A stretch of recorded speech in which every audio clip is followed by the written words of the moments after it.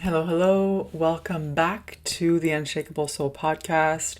We are on episode 60 today, and I have for you a monologue on a topic that is, I think, going to be very, very important as we all continue on our respective healing and transformation journeys. And it's the one of vulnerability. So, today I want to talk about how vulnerability actually can be your gateway to your greatest expansion, to your ability to connect authentically with others, with life, and to really bring out your truest self expression. Okay? So, this is a big topic, and we'll see how much we can cover for today, trying to keep this under 30 minutes. But yeah, what I want to talk about is we're going to be looking at, well, how is it that we've actually been living in a certain way that is holding us back from our fullest self-expression, from authentically connecting to others, to life, to ourselves. And then looking at those blockages or looking at the shadows, the areas that are subconsciously and on the unconscious level ruling and perhaps ruining our lives. Okay? And then we're going to look at, well, what does it actually take to be vulnerable? What does it mean to be vulnerable? And what are some simple practices that we can take with us so that we can start getting more comfortable showing up and being seen in our authentic expression? Okay? So this is a topic that we can do many episodes on. But again, let's just use this episode as an introduction to vulnerability, to authenticity, to self-expression, and to being seen. All right, so let us begin. I'm looking here because I have like a couple scribbled notes that I'm going to be referring to, or else I'm going like this. So, first off, why is it that being vulnerable is so important? And why is it that perhaps we're not willing to be vulnerable and we're actually showing perhaps a facade of ourselves to the world? So there's a lot of different reasons. And a lot of it comes back to our childhood. When we developed certain coping mechanisms and certain conclusions from our child mind that's basically holding us back and protecting us from our authentic self-expression. So maybe you were abused or neglected as a child, and you learned that it's not safe for me to express myself authentically, right? Or maybe your caregivers modeled to you a certain way of being to receive love and acceptance and approval from the outside world. So that led to a certain patterning of behaviors that led to a very big severing inside and separation from your authenticity and your true essence. Okay? So we all come into this world innocent, unique, fully in our authenticity. And then along the way, this is when things get crunchy. Okay? And again, I say this often. It's not about going to your parents and being like, it's because you did this, that I'm not able to speak my truth and sing. No, there's an acknowledgement that happens that nobody's perfect and your parents are human. Okay? And so are you. But now, with this newfound awareness, it's up to you. It's up to you to choose how you want to show up. And it's up to you to implement the self-care practices that will allow you to fully show up authentically. There's a lot of nervous system regulation. There's a lot of body connection that's needed on this path. Okay, and this path is the path of self-transformation, the path of expressing yourself authentically, connecting intimately with yourself, with life, with another. And this is what I've found in the space that I'm in that we desire the most. It's authentic, genuine, intimate connections, especially for us women.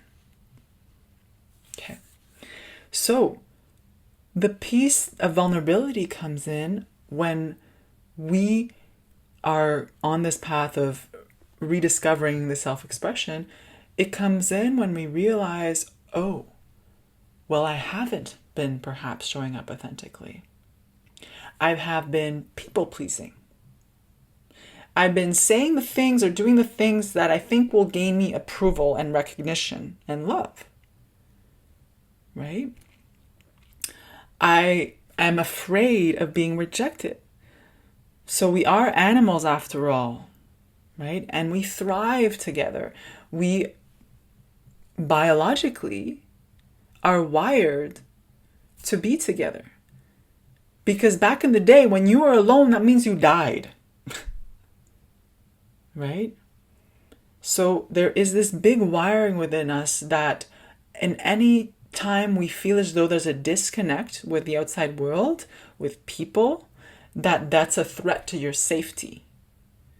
That wherever you feel as though there's love being pulled away from you, where you don't get the validation you want, the recognition, the approval, blah, blah, blah, you feel as though you're going to die.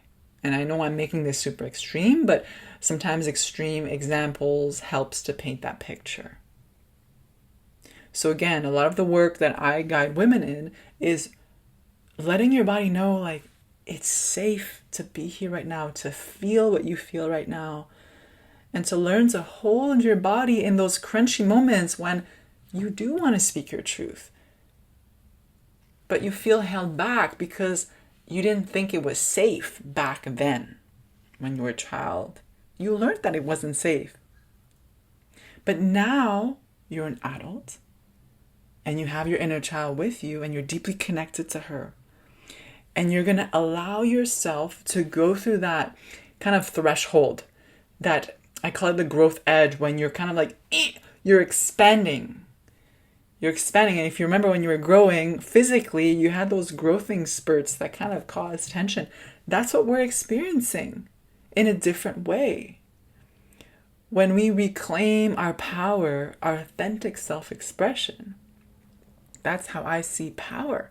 It's my ability to choose how to act in any moment, where to pour my energy, when to say no, pour it back in, and when to say yes to life, and fully show up authentically. That's powerful. Okay, so we have to be able to hold ourselves in those crunchy moments when you feel as though you're really putting yourself on the line and you're becoming visible. And that doesn't mean you need to be speaking in front of millions or thousands of people. It can be as simple as telling yourself the truth in front of the mirror, to then sharing it with your partner perhaps, or perhaps with your parents, or with your boss, or whatever that you truly deeply desire, or any need that hasn't been met, right? Anything that is so genuine and raw and alive, we're able to communicate it in a way that is fiercely devoted to our own self-becoming and also to the liberation of others, because inevitably that will happen.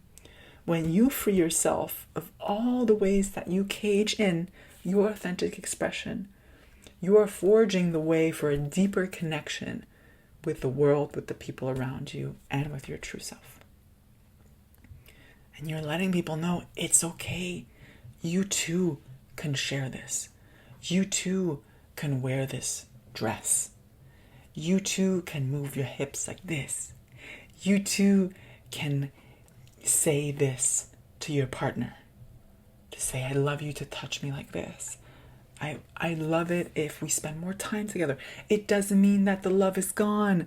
It doesn't mean that they're going to run away. And if they do, well, they probably weren't the right person for you. Okay?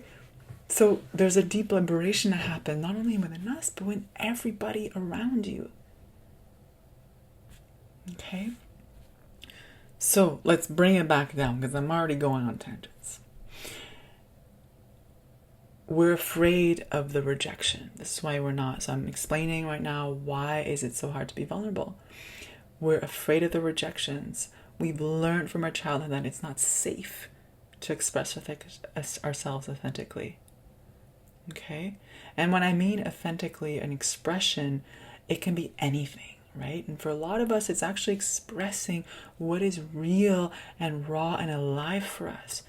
our deepest desires. And sometimes it comes out of words, sometimes it comes out as a dance, as a song, as poetry, as a culinary creation, as a painting, as a post that you're doing on Instagram, as a newsletter, as an offering if you have a business. Like, there's so many ways that the imposter comes in. It says, who are you to say that? Remember last time you did this, you got spanked, for example, or you were told to shut up. So there's so many ways, and we need to be really aware of those ways that we're holding ourselves back from actually living out what we truly desire, which for a lot of us is connecting authentically and intimately with life, with your truth, with another, with the divine, with source, with God. Okay? There's this deep sense of belonging I was talking about. And this is when there's the flip that happens. And with the sense of belonging and the fear of being alone comes the people pleasing.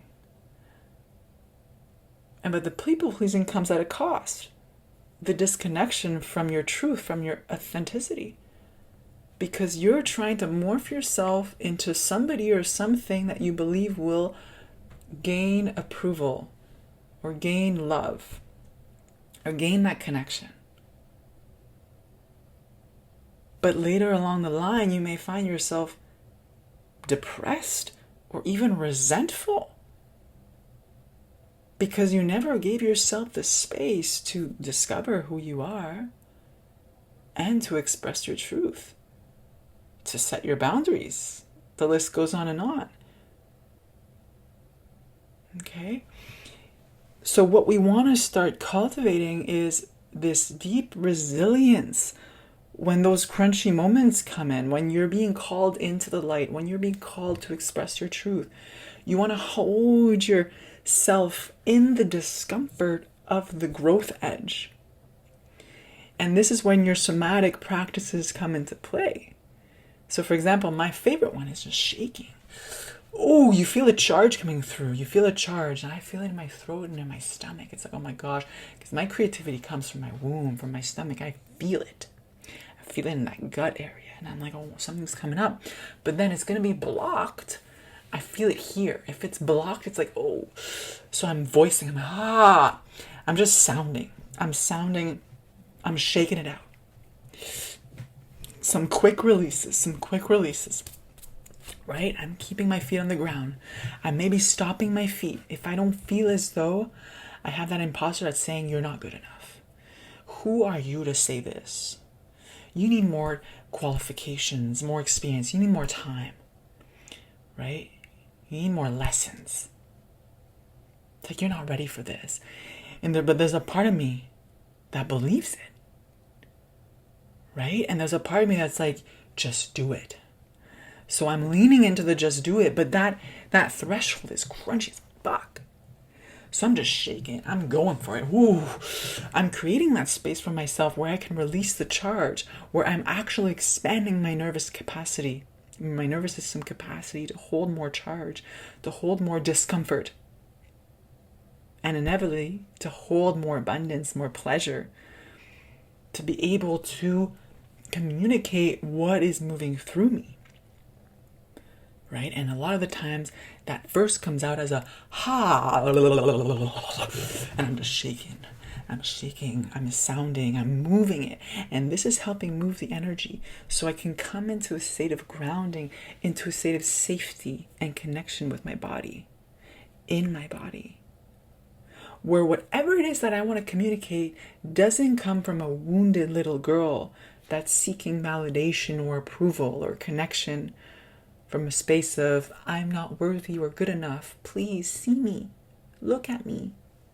But from a place of truth. From a place of love and devotion. This is the raw truth that's coming out. And sometimes truth is hurtful. Not hurtful, but it hurts. It hurts to feel that, but it liberates.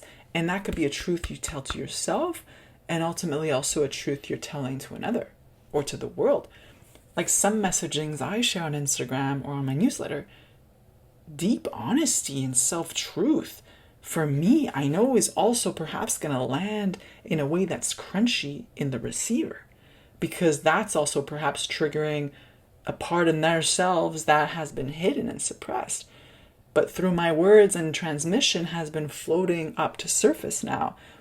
And when you see, hear, or feel truth, there's no going back. You can try and hide, you can try and suppress it back, but it's just gonna come floating back up. All the ways you cope, all the ways you numb, all the way you suppress, the truth, the way you've denied yourself the visibility you deserve, the shine you deserve. And what a beautiful timing to share this transmission with you as we're leading up to the summer solstice, the peak of the sun in our year. We're being called into the light and noticing all the ways that we literally dim our own lights. And I'm first one to say, like, I've experienced this and I still experience this to this day, but I'm just more aware of it. And I have the tools to resource myself and to move through that threshold with more ease. Okay? So let's recap. Vulnerability as the gateway for your authentic self-expression and ultimately deep connection with the world, with yourself, and with another. It really comes down with getting really honest with yourself on all the ways that you've been putting a mask, that you've been trying to perform or people please in order to get something. And for a lot of us, it's the approval of another. Come into my community, you're approved of because you're acting this and way, this the way, you're wearing this type of clothing, you're saying these types of things. But only you know if that's actually authentic and true for you, or if you're playing a role to be seen a certain way. Right? There's this fear of rejection. Again, it's innate, it's ingrained within a lot of us.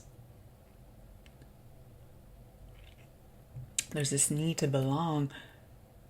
So a lot of our work, in tandem with what I mentioned, the nervous system regulation, the recalibration to safety, right? To one of deep inner connection and grounding in your truth in your body, is one of belonging to yourself first. And this is when the magic happens. When you're able to be vulnerable first with yourself, to own your truth, to feel at home in your body, to know you can trust your body. You can trust that you know how to move energy through your body. Your body knows how to release. You just need to create that environment for yourself to allow the release, to allow the recalibration, and to know those practices that bring you into the energy, the frequency that you want to attract. Then you start attracting the people and the places and the pursuits that are fully aligned with who you are. The tricky part is that for a lot of us, requires a certain detachment from perhaps the people, the places, and the pursuits that brought us this sense of validation of our worth. But it was an external validation. It wasn't true. It wasn't real. So yes, the journey is one that can feel very alone, but it's the one that will bring you to your soul family, that will guide you to the people, the places, the pursuits that are so aligned and so deeply soul nourishing. It's not this superficial type of crap. It's the, hey, how are you, friend? And we all have them. And it's not that they're bad people. It's just, what people do I want in my life? Who inspires me? Who challenges me? Who calls me out of my shit? I don't want friends to just like agree with everything, or even a partner that agrees with everything that I say. Especially as I would say like a strong mentally and physically and emotionally woman. More mentally.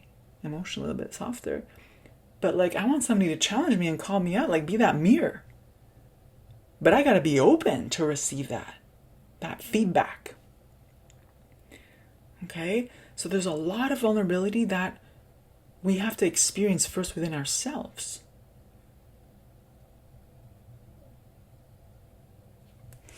And this journey is not one for the faint of hearted. And I'm very aware that there are some people out there in the world that are very okay living in, I call it like the flat line, or the line of comfort, where perhaps they have the relationship for a lot of years, the house, the car, all the securities, the quote unquote securities to have your little nest, and you're good. And again, it's not bad. It's a choice. They have the group of friends, they go out for dinner or for drinks after work, they go to work, they get their paycheck, it's all good. I haven't chose that life. Because there was something missing. I had a part of that life with 9-to-5 jobs, but I never felt fulfilled. I felt as though I was in this box, in this cage, and I learned along the years that I was never meant to be in that type of matrix. I was meant to create my own matrix, to follow my heart, to express myself authentically. But to be able to actually create that life for myself, I've needed to come face to face with a lot of deeply ingrained beliefs that are telling me, you don't deserve this. You're not good enough. You need to do more and more and more. Right? That your worth is tied to how much you do and produce. And I've had to flip that. I've had to cry through that. I've had to shake that out. And still to this day, I still shake it out every time I go online or do something that is on my edge, that is putting myself out there, that is being vulnerable. I need to shake it out and come back home to my body, to me, and say, why do I do this? Come back to that question, like, why am I here? Why do I do what I do? Coming back to my purpose. So powerful. And leaning into the trust. Even though I don't get any comments or as many likes as I'd like or engagements, that someone out there, this message is resonating with them. Most important is that it's resonating in here as I transmit this. That's the authentic relating and connecting. And that it's capturing the people that are being captivated by this and inspired by this transmission. Like, I trust deeply in that. Deeply, deeply. And I trust more and more every time I put something out there, every time I put an offer out there, every time I just put a piece of content out there that's spoken from the heart. Like, I trust this medicine is reaching the people that need it the most. Instead of it being like a numbers game or getting tied into the algorithm and needing to post at this time. Obviously, there's challenges in the path that I've chosen, the entrepreneurial path. There's big challenges. So we all have our set of challenges in terms of becoming visible and vulnerable. Maybe for you, it's with your partner or with your kids. Speaking your truth, sharing your needs and your desires. Maybe you are building a business as well, and you're coming up with another set of barriers and challenges that you're like, whoop, there's another barrier. This. But the common thing is for all of us to realize, well, where have we been caging ourselves in and hiding? And how does it feel in my body, that resistance? Right? What am I afraid will happen if I actually open up and share my truth and speak authentically, move authentically,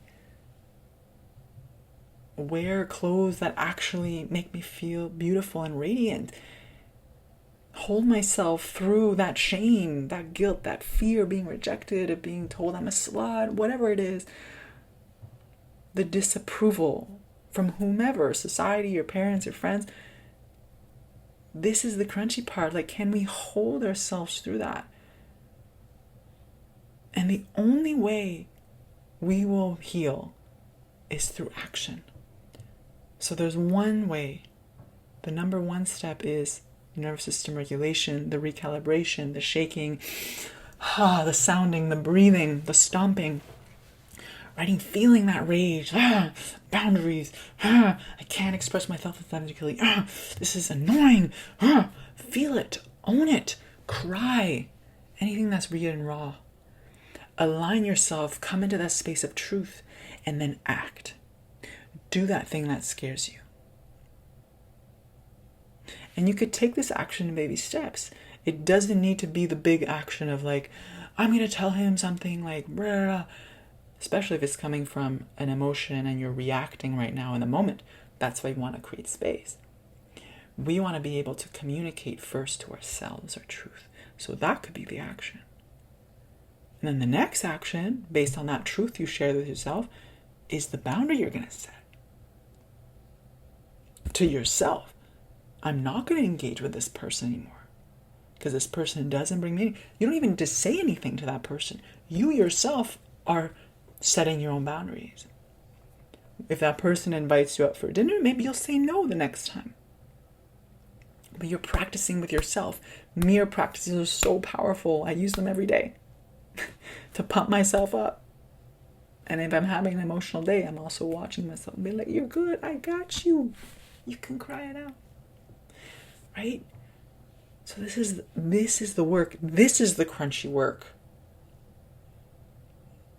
If we're truly on the path of living a life that is coming from a place of alignment, of authenticity, fully in my body, alive, there is nothing more soul fulfilling than being able to express yourself authentically and having your soul family join you and inspire you and want to see you fully alive and authentic and radiant.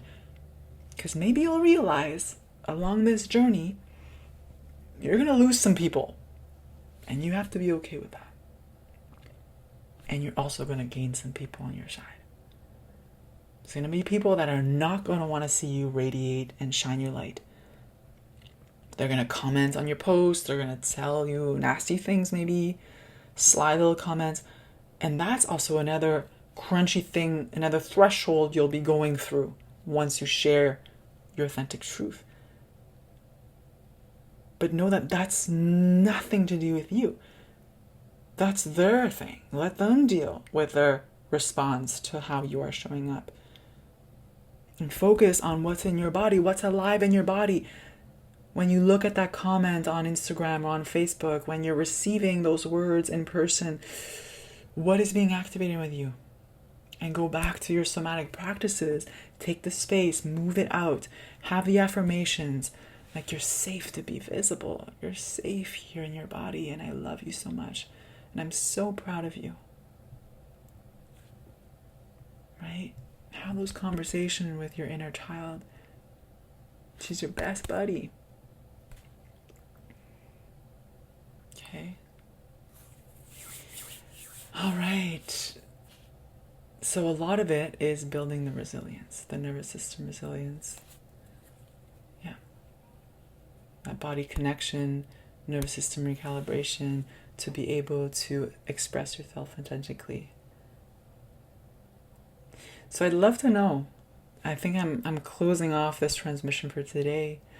This is what was real and alive for me about 5 minutes before I jumped on here and pressed play. So let me know what's resonating with you. What are you taking away? I love looking at comments in the chat and replying and getting a conversation going and opening this topic. So I really think it's an important one. Being seen, being visible, being vulnerable. It's one that is really, as I mentioned, a gateway, a portal. And it's crunchy. It's like a funnel, and it's going to pressure us in various ways.